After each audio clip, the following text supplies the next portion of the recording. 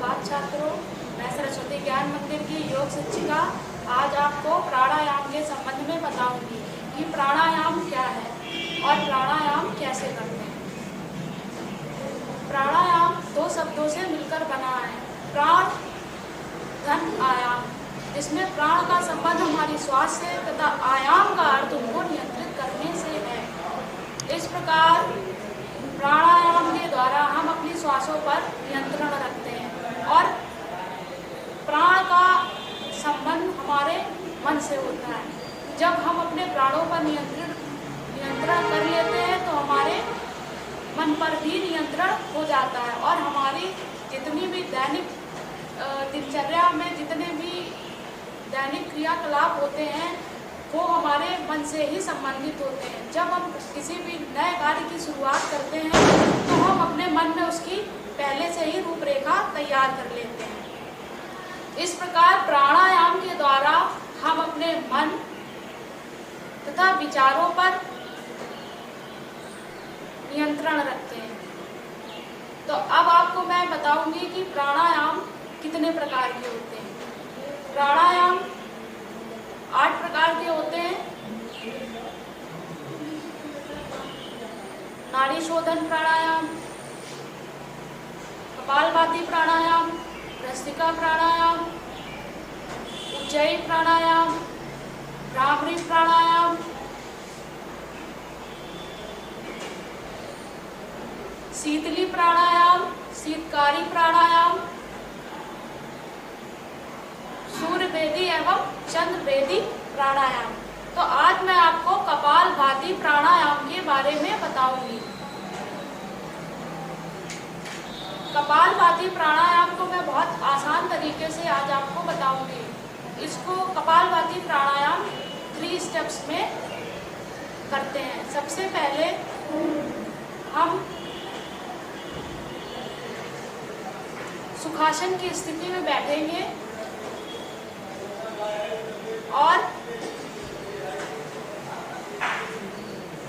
जिस प्रकार से हम अपनी सामान्य श्वास को अंदर लेते हैं उसी प्रकार सामान्य श्वास को अंदर लेंगे।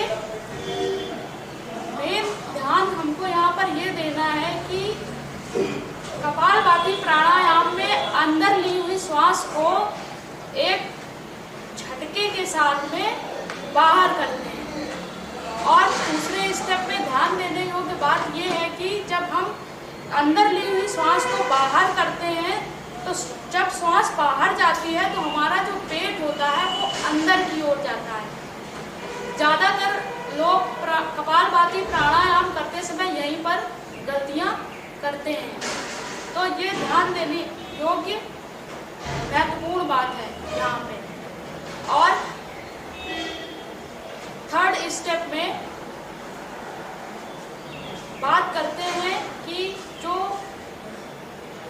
लोग कपालभाति प्राणायाम की शुरुआत कर रहे होते हैं तो उनको कपालभाति प्राणायाम की जो गति है वो प्रारंभ में धीरे धीरे बढ़ानी चाहिए। अब मैं आपको कपालभाति प्राणायाम करके बताऊंगी।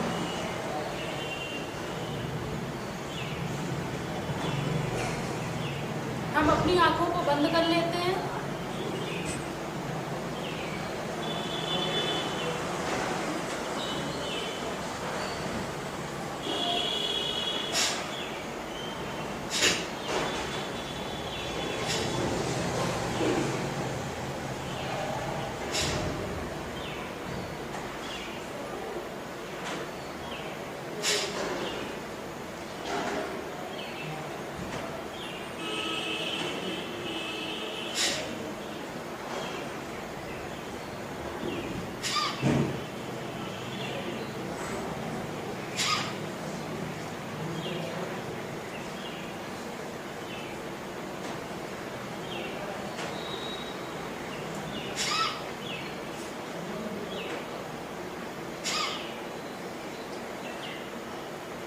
इस प्रकार ये क्रिया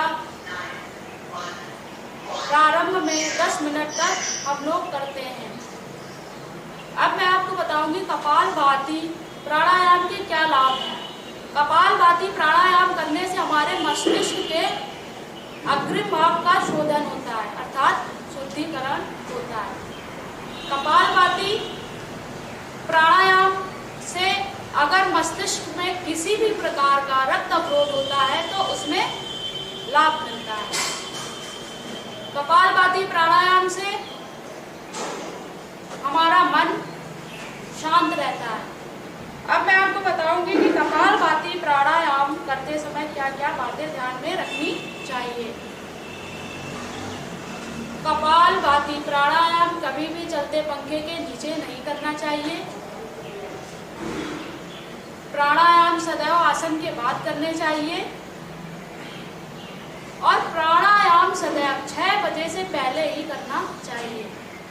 प्राणायाम करने का स्थान स्वच्छ तथा शुद्ध वायु